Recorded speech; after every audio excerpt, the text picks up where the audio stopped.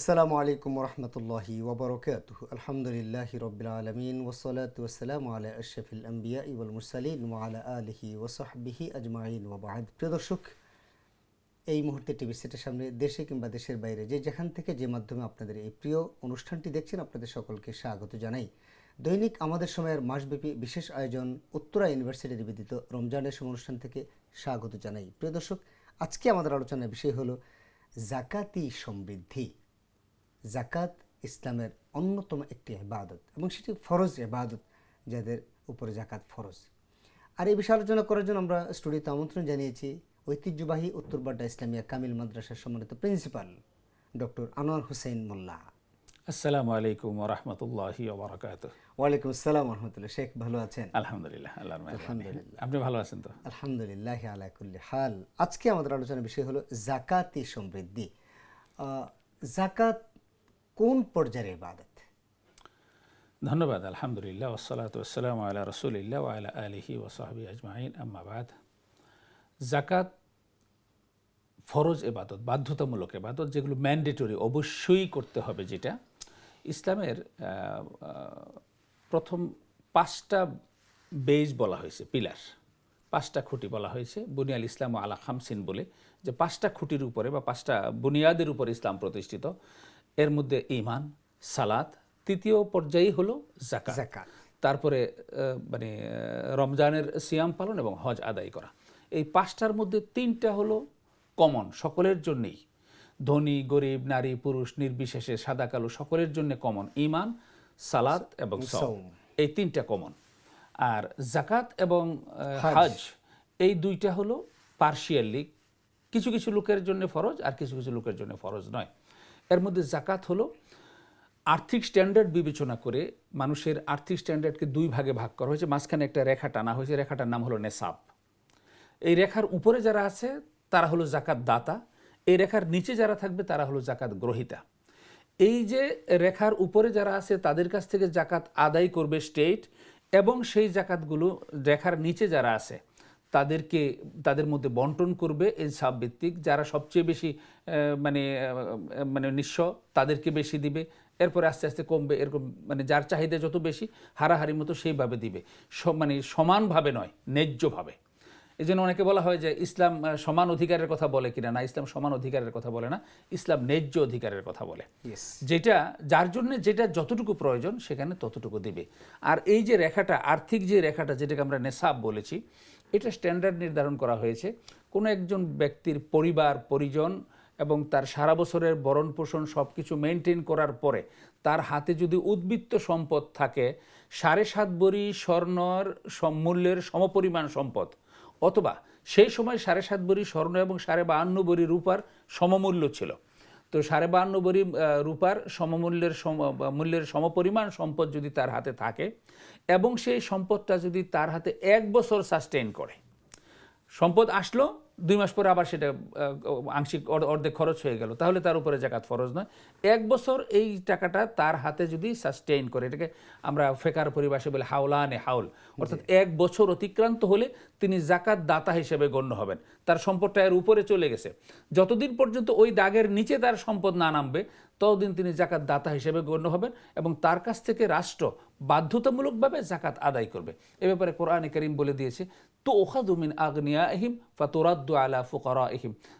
রাসূল সাল্লাল্লাহু আলাইহি সাল্লাম তার হাদিসে বলেছেন যে এই সম্পদগুলো ধনীদের থেকে নেওয়া হবে এবং দরিদ্রদের মধ্যে বিতরণ করা হবে। তো এই যে যারা ধনী তারা বাধ্যতামূলকভাবে এই সম্পদটা বাইতুল মালে অর্থাৎ যাকাত বিভাগে তারা দিবে, এবং বাকি যে দরিদ্র শ্রেণীটা রয়েছে সেই দরিদ্র শ্রেণীর মধ্যে এই টাকাগুলো হারাহারি মতো তাদেরকে বন্টন করা হবে, এবং এটা বছরে 1 বার করা হবে।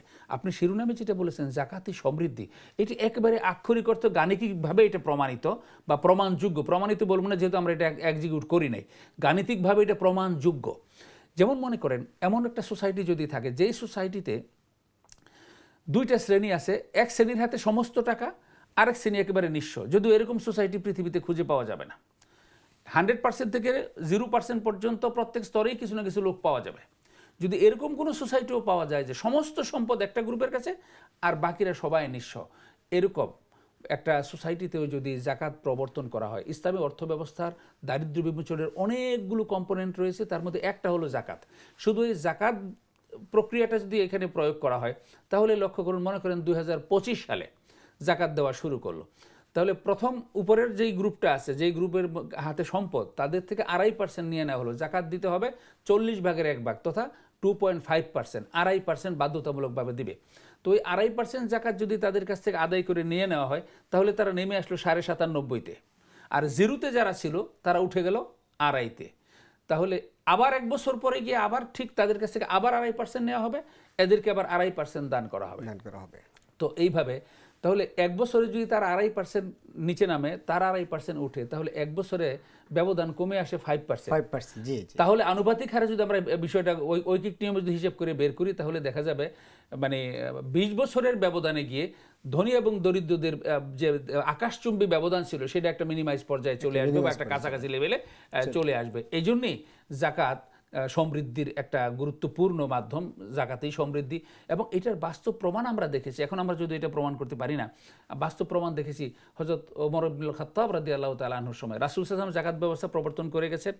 হযরত আবু বকর 8 বছর দায়িত্ব পালন করেছেন। এই 8 বছরের মধ্যে কিছু ঝামেলা হয়েছে, জাকাত প্রদানে কিছু লোক অস্বীকার করেছে, সেগুলো আবার তাদের বিরুদ্ধে সংগ্রাম করে, যুদ্ধ করে সেগুলোকে আবার লাইনে আনতে হয়েছে, কিছুটা বিঘ্নিত হয়েছে। এর পরবর্তীতে হযরত ওমর রাদিয়াল্লাহু তাআলা আনহু যখন দায়িত্ব গ্রহণ করার পরে তিনি খুব স্ট্রংলি সেই বিষয়টাকে এক্সিকিউট করলেন। মাত্র 2 বছরের ব্যবধানেই দেখা গেল জাকাত বিভাগের লোকেরা প্রত্যেকটা পল্লীতে পল্লীতে গিয়েছে, টোকা দিয়েছে, কি আমরা জাকাত বিভাগ থেকে এসেছি, আপনার তো তালিকা অনুযায়ী আপনার জন্য জাকাত বরাদ্দ আছে, জাকাতের সম্পদগুলো রাখেন। সে বলে আলহামদুলিল্লাহ, বারাকাল্লাহু ফি মালিক ওয়া ফি আমিরিক, যে আপনার আমিরের উপর আল্লাহ বরকত দান, আপনাদের সম্পদের উপর বরকত দান করুন। এটা বোধহয় আপনাদের পুরানো তালিকা। আলহামদুলিল্লাহ, গত বছর থেকে আমি নিজেই জাকাত দেই, আমার এখন আর জাকাত লাগবে না। এইভাবে ঘুরে ঘুরে সারা দিন ঘুরে আগের বছরে যারা জাকাত দাতা ছিল, মানে জাকাত গ্রহীতা ছিল, ওই তালিকা ধরে গিয়ে পুরা পল্লী ঘুরে সন্ধ্যাবেলা এসে ওট ভর্তি জাকাতের মাল আবার বাইতুল মালে ফেরত দিয়েছে, যে আমার এরিয়া, এই আজকের এরিয়া যেইটুকু ছিল, এইটুকুর ভিতরে খুঁজে আমি একজনও জাকাত দেওয়ার মতো লোক খুঁজে পাইনি।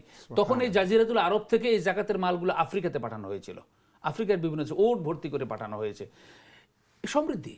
জাকাত যদি প্রপারলি আদায় করা যায় এবং মাত্র কয়েক বছর সেই জাকাতটা এক্সিকিউট করা যায়, তাহলে আমাদের শুধু ব্যাংকে সঞ্চিত যে সমস্ত টাকাগুলো রয়েছে, সেই সঞ্চিত টাকার থেকে যদি 2.5% জাকাত আদায় করা হয়, এবং যে সমস্ত স্থিতিগুলো বিভিন্ন জায়গায় মানুষের হাতে যে লিকুইড মানিগুলো রয়েছে, এখানে 1 লক্ষ কোটি জাকাতের বছরে আসে। তো 1 লক্ষ কোটি বাংলাদেশের মতো গরিব একটা দেশে, তো এইখানে বড় বড় সম্পদশালী দেশ যারা হাজার হাজার কোটি ডলারের ডিলিংস যারা করে, তাদের জাকাতের পরিমাণটা কত হবে? বাংলাদেশের মতো দরিদ্র রাষ্ট্রে যদি শুধু লিকুইড মানিটা, ব্যবসায়িক পণ্য অন্যান্য যেগুলো আছে এগুলো বাদ, শুধু লিকুইড মানি যেটা আছে এইটার জাকাত যদি 1000 কোটি টাকা হয়, এবং 1000 কোটি টাকা দিয়ে যদি আমরা পরিকল্পিতভাবে দারিদ্র্য বিমোচনের জন্য কাজ করতে পারি, তাহলে দেখা যাবে যে গ্র্যাজুয়ালি আমরা একটা বিরাট সংখ্যক লোককে প্রতি বছরে দারিদ্র্য সীমা থেকে উঠিয়ে নিয়ে আসতে পারবো। আর এই জাকাতটা আল্লাহ রাব্বুল আলামিনের পক্ষ থেকে ম্যান্ডেটরি করে দেওয়া হয়েছে। বলা হয়েছে, আমি যখন কোনো জনপদে কাউকে ক্ষমতায়ন করি, তখন তারা প্রথম 4টা কাজ করবে। আল্লাযীনা ইম্মাক্কান্নাহুম ফিল আরদে আকামুস সালাতা ওয়া আতাউজ যাকাত। তারা মানে আমি কোনো জনপদে কাউকে ক্ষমতায়ন করলে সর্বপ্রথম তারা সালাত কায়েম করবে, দ্বিতীয় কাজটাই করবে তারা জাকাত আদায়ের ব্যবস্থা করবে। কারণ জাকাত হলো অর্থনৈতিক পুনর্বিন্যাসের একটা উত্তম হাতিয়ার। কারণ ধনী এবং দরিদ্র যদি আকাশচুম্বী থাকে, মানুষের পেটে যদি ক্ষুধা থাকে, ভাত না থাকে, মানুষের যদি পরনে জামা না থাকে, তাদের যদি মানে আশ্রয় না থাকে, তাদের ঘুমানোর মতো কোনো মানে জায়গায় যদি না থাকে, বাসস্থান যদি না থাকে, তাহলে আমি যত ভালো কথাই বলি, এটা তাদেরকে আকৃষ্ট করবে না। এই জন্য ইসলাম সালাত আদায়ের মাধ্যমে মানুষের নৈতিকতাকে পরিশুদ্ধ করার প্রক্রিয়া বিধান দিয়েছে, যে সালাতের মাধ্যমে প্রত্যেকে নৈতিকভাবে পরিশুদ্ধ করবে। এরপর পরে আর্থিক পরিশুদ্ধির জন্য এই জাকাত দেওয়ার ব্যবস্থা করা হয়েছে। এর মাধ্যমে সম্পদশালীদের সম্পদ পবিত্র হবে, তাদের মধ্যে একটা লাগামহীন ভাব চলে আসে, সেই লাগামহীন ভাবটার মধ্যে সেখানে কি করা হবে, তাদের লাগাম টেনে ধরা হবে। আর দরিদ্রদের, যাদের অভাব অনটনে যারা আছে, তাদের এই অভাব দূর করে তাদেরকেও আস্তে আস্তে সচ্ছল করে নিয়ে আসা হবে। আপনি খুব সুন্দর করে বলেন। আমরা এবারে জানতে চাচ্ছি আপনার কাছে, যে প্রতিষ্ঠানে জাকাত দেওয়া যাবে কি, যদি সংক্ষেপে বলেন।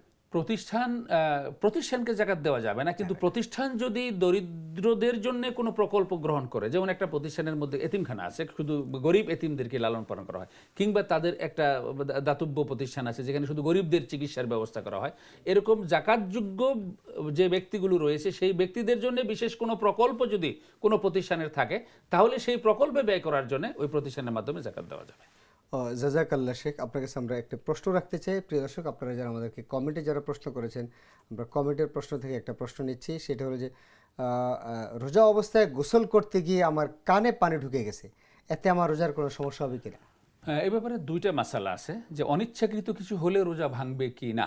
ওলামায়ে কেরামদের একটা অংশ বলেছেন ইচ্ছাই হোক অনিচ্ছাই হোক, যদি পেটের ভিতরে বা শরীরে কিছু ঢুকে যায় তাহলে রোজা ভেঙে যাবে। আর অধিকাংশ ওলামায়ে কেরামগণ বলেছেন যে ইচ্ছাকৃত যদি না হয় তাহলে রোজা ভঙ্গ হবে না, কারণ রাসূল সাল্লাল্লাহু আলাইহি ওয়াসাল্লাম বলেছেন রফি আন উম্মতি আল খাতা ওয়ান নিসিয়ান, আমার উম্মত থেকে ভুলক্রমে এবং ভুলে যাওয়া এই দুইটা জিনিসকে উঠিয়ে নেওয়া হয়েছে, এই দুইটার জন্য তাদেরকে দায়ী করা হবে না, মুআখাজা করা হবে না। তো এই জন্য আমরা ওই মতটাকে বেশি জোরালো মনে করি যে যদি ভুলক্রমে হয়ে থাকে, তার মধ্যে ইচ্ছাকৃত না হয়ে থাকে, তাহলে রোজা ভঙ্গ হবে না, কারণ এতে তার কোনো হাত ছিল না। জি জি। সর্বশেষ প্রশ্ন আপনার কাছে, যে রোজা অবস্থায় হাই তোলার সময় কোনো মশা যদি মুখের ভিতরে চলে যায়, তখন সেটা করণীয় কি? ফেলে দেবে। হ্যাঁ, মুখের ভিতরে চলে গেছে, তুমি এটা কুলি করে ফেলে দেবেন। এরপরেও যদি ঘটনাক্রমে মানে শ্বাসের সাথে ভিতরেও যদি ঢুকে যায়, তাহলে আগে আমরা যে মাসালা বলছি ওই মাসালার মতো হবে, এটা তার ইচ্ছাকৃত ছিল না, তাই রোজা ভঙ্গ হবে। অনিচ্ছাকৃতভাবে। জাযাকাল্লাহ শেখ, আপনি খুব সুন্দর করে আমাদেরকে জাকাতি সমৃদ্ধি বিষয়ে আলোচনা করলেন, আমাদের দর্শকদের দুটো প্রশ্নের জবাব দিলেন। আল্লাহ আপনাকে জাযা খায়ের দান করুন। ধন্যবাদ আপনাকেও, আমাদের দর্শকবৃন্দকেও ধন্যবাদ। প্রিয় দর্শক, এই ছিল আমাদের আজকের আয়োজন। আমরা চেষ্টা করেছি এই অনুষ্ঠানের মাধ্যমে আমরা নিজেদেরকে সমৃদ্ধ করার, আপনাদেরকে সমৃদ্ধ করার। আমরা জাকাত বিষয়ে আলোচনা করেছি। আসুন না আমরা আমাদের জাকাতগুলো দিই। জাকাত দিলে সম্পদের জিম্মাদারি আল্লাহর কাছে যায়, আর যদি জাকাত না দেন তার জিম্মাদারি আপনার নিজের কাছে থাকবে। আপনি 1 লাখ টাকায় 2,500 টাকা জাকাত দিয়ে 97,500 টাকা আপনি কি হেফাজত করবেন, না পুরোটা টাকা রিস্কের মধ্যে রাখবেন, সেটা আপনার ব্যাপার। আসুন আমরা আমাদের সম্পদগুলোকে পবিত্র করি। জাকাত দিলে সম্পদ পবিত্র হয়, জাকাতের জিম্মাদারি আল্লাহর কাছে যায়, সম্পদের জিম্মাদারি আল্লাহর কাছে যায়। আল্লাহ আমাদেরকে তৌফিক দান করেন এই প্রত্যাশায়। আসসালামু আলাইকুম ওয়া রাহমাতুল্লাহি ওয়া বারাকাতুহু।